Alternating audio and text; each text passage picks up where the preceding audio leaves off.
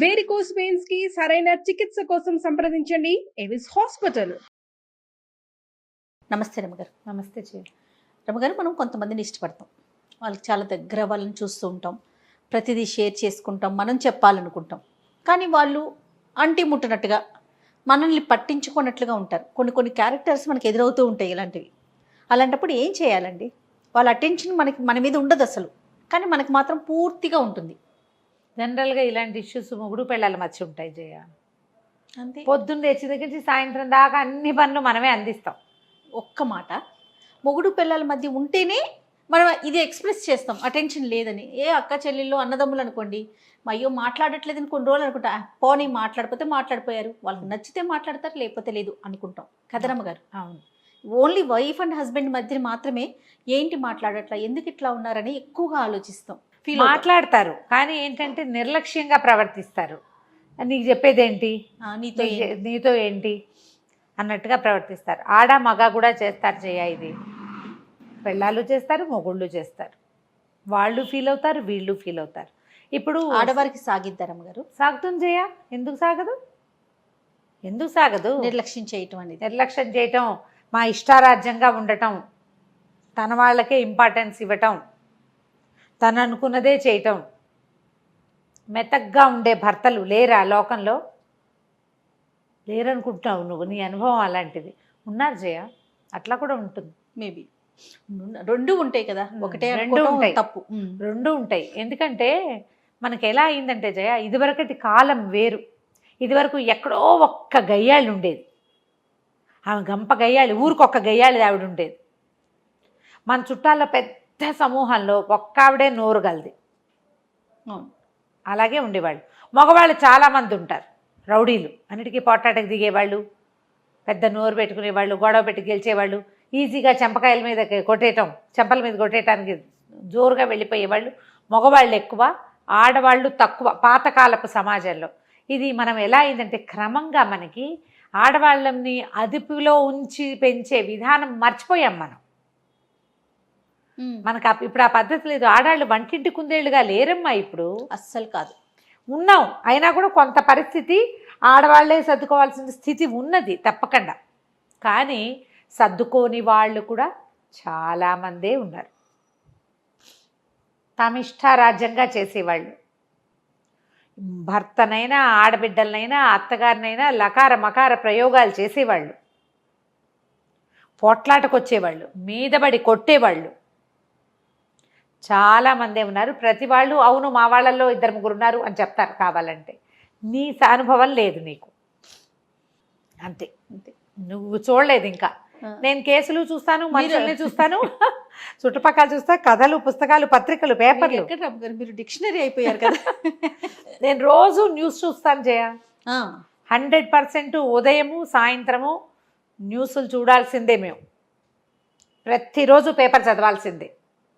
Paper చదవని రోజున ఏదో అన్నం తినని రోజుగా ఉంటాను నేను. మరి నేను లేకపోతే నాకు ఇంత సమాచారం ఎలా వస్తుంది? ఇలాంటి వాళ్ళు అన్ని చోట్ల ఉన్నారు, ఎప్పుడు ఉంటారు.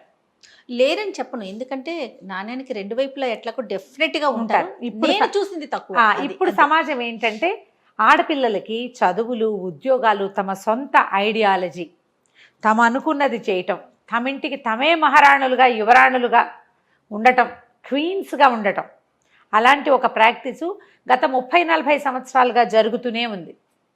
అయితే ఇప్పుడు మనం నిర్లక్ష్యం గురించి మాట్లాడుతున్నాం. వాళ్ళు వీళ్ళు కూడా చేయొచ్చు కదా.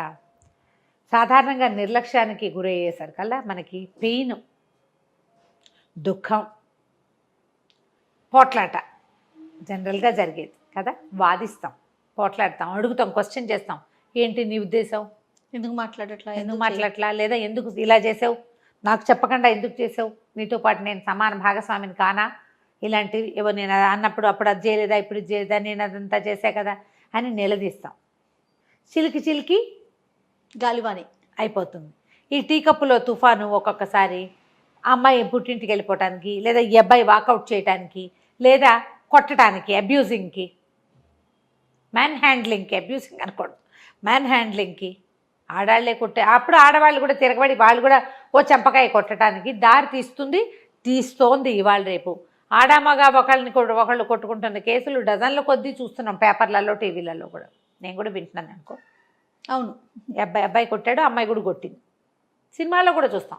వీడు చెంపకాయ కొడితే ఆ అమ్మాయి ఇంతే ఉంటుంది పిచ్చకలాగా, అంత పెద్ద మగాడిని ఎగిరెగిరి చెంపకాయలు కొట్టేస్తాను. దాన్ని మనం ఫన్నీగా నవ్వేసుకుంటున్నాం. నిజంగా అలా కొడితే జయ అసలు ఆ సంసారం నిలుస్తుందా? అదే కదా చెప్పు. ఆడపిల్ల ఎవరో ఒకళ్ళు చెంపకాయ కొడుతుందా? లేదు రమ్మగారు, నేను కూడా విన్నానండి. అవునా? నేను విన్నాను రమ్మగారు, రీసెంట్గానే విన్నాను. ఇది మాత్రం విన్నా. ఇలా వెళ్ళిపోతాయి. మీరు గమనించండి, అవతల వాళ్ళు మీతో నిర్లక్ష్యంగా బిహేవ్ చేస్తున్నారంటే, చుట్టుపక్కల వాళ్ళు ఎవరైనా అయితే వాళ్ళని పక్కన పెట్టండి. మనం ఎక్కడా కాంప్రమైజ్ కావక్కర్లేదు. అడగండి ఒకసారి, పోట్లాటకి దిగద్దు. అడిగాక వాళ్ళ సమాధానం చెప్పలేదనుకోండి, మళ్ళీ అడగద్దు. మీరు కూడా నిశ్శబ్దంగా ఉండడాన్ని ప్రాక్టీస్ చేయండి. కళ్ళు ఐ కాంటాక్ట్ ఇవ్వద్దు. అన్నం పెట్టేటప్పుడు కూడా ఐ కాంటాక్ట్ ఇవ్వద్దు.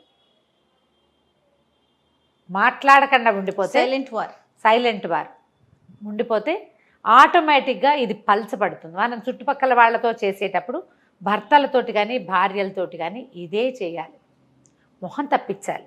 ఇంట్లోనే ఉంటాం, నువ్వు ప్రశ్నించి సమాధానం రాబట్టలేవు. ప్రశ్నించావు, ఆన్సర్ వచ్చిందనుకో ఓకే, రాలేదనుకో మళ్ళీ పరిప్రశ్న చేస్తావా? పదే వాళ్ళని వెళ్ళి పిలిపించి అడిగిస్తావా? నాతో సరిగా ఉండట్లేదు అనే విషయాన్ని ఎంతమంది చెప్పుకుంటారు రోతగా? అదే కదా. పూట ఏం చెప్తావు? చెప్పుకుంటాం. ఏదో పెద్ద సీరియస్ ఇష్యూ అయితే, ఇది ఏదో చిన్నది మనకు అర్థమవుతోంది, వీళ్ళు మనతో సరిగా ఉండట్లేదు. తర్వాత విశ్లేషించండి, వీళ్ళు ఇలా బిహేవ్ చేయడానికి గల కారణం ఏంటి? ఏదైనా ఇష్యూనా, ఆఫీస్ ఇష్యూవా, ఫైనాన్షియల్ ఇష్యూవా? ఇతను నన్ను ఫేస్ చేయట్లేదు, నాతో సరిగా ఉండట్లేదు అంటే ఎలాంటి కారణాలు ఉండొచ్చు? ఒక్క కారణం అనుకుని దాని మీదకి వెళ్ళొద్దు. మల్టిపుల్ ఇష్యూస్ అయి ఉండొచ్చు. మీరు ఏదైనా సార్ట్అవుట్ చేయగలిగితే దాన్ని సార్ట్అవుట్ చేయండి. దానికి మనం ఎంతవరకు కారణమవుతున్నామో ఆలోచించండి. ఇది పెద్ద పాయింట్. అతను అట్లా మనతో అంటిముట్టినట్టుగా ఉండటానికి, లేకపోతే నిర్లక్ష్యంగా బిహేవ్ చేయటానికి, నీకు చెప్పేదేంటి అన్నట్టుగా మాట్లాడడానికి కారణం మనం కూడానా అనేది విశ్లేషించండి. ఎప్పుడు కూడా మానవ సంబంధాలు ఇచ్చిపుచ్చుకోవటంతో ఉంటాయి. బార్టర్ సిస్టమే. నువ్వు సరిగ్గా ఇవ్వు, సరిగ్గా తీసుకోగలుగుతావు.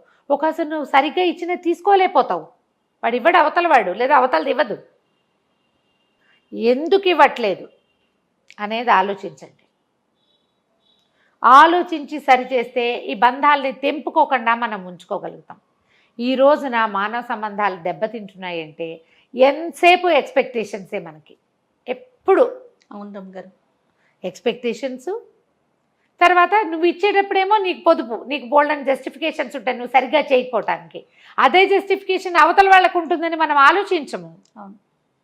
నువ్వు ఏదో వేళకి అన్నం వండలేదు ఈరోజు, నీకు 100 ఉంటాయి కారణాలు. నువ్వు పొద్దున్నే లేవలేకపోయావు, దానికి రాత్రి నిద్ర పట్టలేదు, పిల్లాడు ఏడ్చాడు, వాకిట్లో ఎవరో వచ్చారు, 2-3 ఫోన్లు ఎక్స్ట్రా వచ్చినాయి, పాలగిన్న చేయి జారి పడిపోయింది, లిస్ట్ చెప్తావు.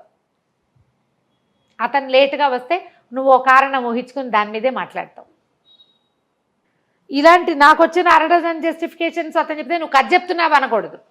పొద్దున్న నువ్వు చెప్పింది కూడా కథే, పొద్దున మనం చెప్పింది కూడా కథే. చేయలేకపోయాం.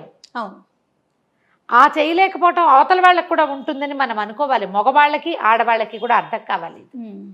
మనం ఎవ్వరం యంత్రాలం కాదు. అలా ప్రకారంగా చేసుకుంటూ వెళ్ళిపోయి దేనికోసము నిర్దేశించబడ్డామో అది మాత్రమే చేయడానికి, రోజు నవ్వుతూనే మామూలుగానే హుందాగానే మర్యాదగానే ముద్దుగానే ఏదో శృంగార రసంతో ఉండడానికి పుట్టలేదు, మనుషులు కాదు మనం. వాక్యూమ్ క్లీనర్ లాగా దాని దుమ్మ దులుపుకుని పోర్ట్లోకి వెళ్ళి కూర్చుంటుంది వాక్యూమ్ క్లీనర్. అట్లా మనుషులు చేయలేకపోతాం. ఎలా చేస్తామండి మనం? ఆడా చేయలేదు, మగా చేయలేదు. మనం ఇప్పుడు ఇంట్లో ఉన్నట్టు ఆఫీస్లో ఉంటాము, ఆఫీస్లో ఉన్నట్టు బాస్తో బిహేవ్ చేస్తాము, చేయలేం కదా. మారిపోతాం కదా. పైగా మన సర్కమ్స్టాన్సెస్, సిచ్యువేషన్స్ అంతే కదా. రకరకాల ఈవెంట్స్, రకరకాల మనుషులు, మనం కలిసేటువంటి మనుషుల తాలూకు వివిధమైన ప్రవర్తనలు, అవన్నీ కూడా మన జీవితానికి కారణమవుతాయి. ఇలా ఏదైనా ఎదుర్కొంటున్నాము అని అనిపిస్తే సింపుల్ క్వశ్చన్స్ తోటి సరిపెట్టండి. లాగి పీకి చెయ్యొద్దు.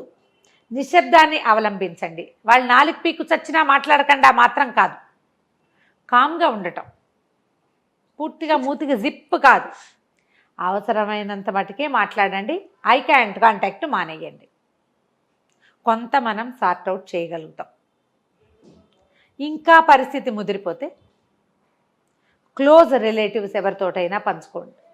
ఆ రిలేటివ్ ఎలా ఉండాలంటే అవతల వాడిని ప్రశ్నించగలిగేటట్టుగా, అమ్మాయినితోటి మాట్లాడగలిగేటట్టుగా, ఏం జరిగింది అని మీ మధ్యలో ఉండేలాగా మాట్లాడుకునేలాగా చూసుకోండి. దీనికి మీరు ఏం చేయాలి? మానవ సంబంధాలు పెంచుకోవాలి. 100% అండి. మీ ఇద్దరితోటి మాట్లాడగలిగే ఒక మిడిల్ మ్యాన్ ఉండాలి కదా. Man or women, middle one family. మీ అమ్మా నాన్నకి చెప్తే నిన్ను వెనకేసుకొస్తారు, నువ్వే కరెక్ట్. వాళ్ళమ్మా నాన్నకి వెళ్తే మొగాడు అలాగే ఉంటాడు, అలా పిచ్చి మాటలు మాట్లాడతారు వాళ్ళు కదా. వాళ్ళమ్మా నాన్న మీ అమ్మా నాన్న కాకుండా మధ్య మార్గంగా చక్కగా ఒక స్నేహితులు కుటుంబమో, ఒక ఫ్రెండ్సో, ఒక ఫ్యామిలీయో, కజిన్సో, ఒక ఫ్యామిలీని ఉంచుకోండి. అందరూ కూడా దీన్ని మెయింటైన్ చేయాలి. ఈ మధ్య మార్గం ఉంటే మీకు ఈ సార్ట్ అవుట్ చేసుకోవడానికి చాలా హాయిగా ఉంటుంది. మీరు వాళ్ళకి మధ్యవర్తిగా ఉండండి, వాళ్ళు మీకు మధ్యవర్తిగా ఉంటారు. మీ ఇద్దరు కలిసి ఇంకొకళ్ళకి మధ్యవర్తిగా ఉండండి. ఇలా కాపాడుకుంటే మనం ఏంటంటే ఈ ఫ్యామిలీ ఇష్యూస్ని ఈజీగా సార్ట్ అవుట్ చేసుకోగలుగుతాం. ఎవరి నిర్లక్ష్యాన్నైనా భరించడం చాలా కష్టం చేయాలి. ఆ నిర్లక్ష్యానికి గురైన వారికే తెలుస్తుందండి.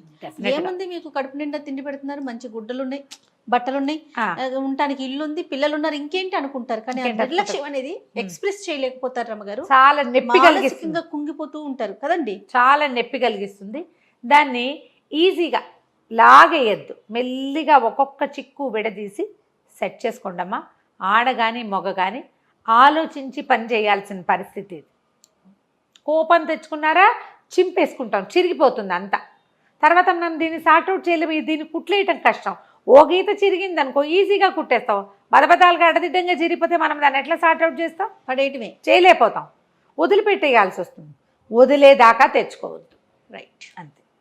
నమస్తే రమ్మగారు. నమస్తే జయ.